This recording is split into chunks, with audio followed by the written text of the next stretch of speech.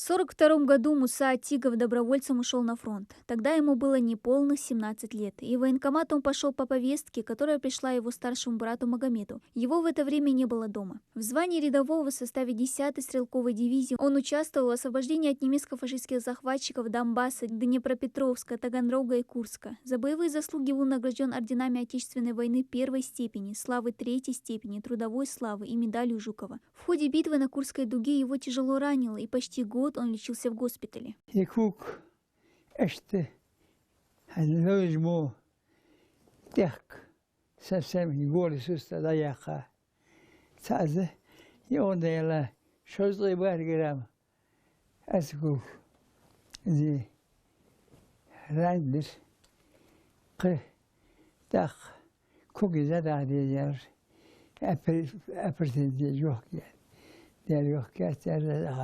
Многодетный отец, он вместе с супругой Лейлой вырастил 12 детей, а потом воспитывал и внуков. Все сыновья отслужили в армии, затем получили высшее образование. Жизнерадостным и добродушным он оставался даже в свои 93.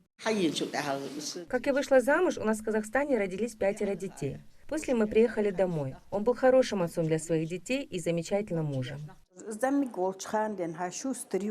Он с детства был очень шустрым, старался хорошо учиться, был трудолюбивым. С 16 лет мечтал уйти в армию, но из-за возраста его не брали. Все же по повестке старшего брата он ушел туда. Его уважали и чтили родственники, односельчане и все жители республики. В последние годы 93-летний ветеран из-за болезни был прикован к постели, но его не забывали. Каждый год в канун Дня Победы ветераны обязательно приходили навестить школьники и представители общественных организаций, да и все, кто знал. Как только зайдешь в этот двор, после приветствий он тут же сажал за стол. Он был очень гостеприимный.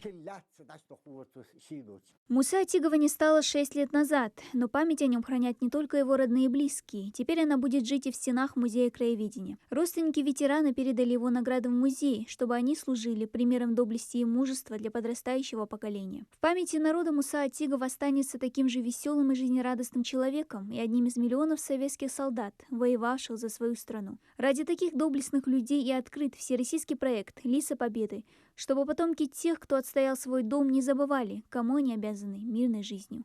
Дана Плеева, Светлана Томова, Новости 24.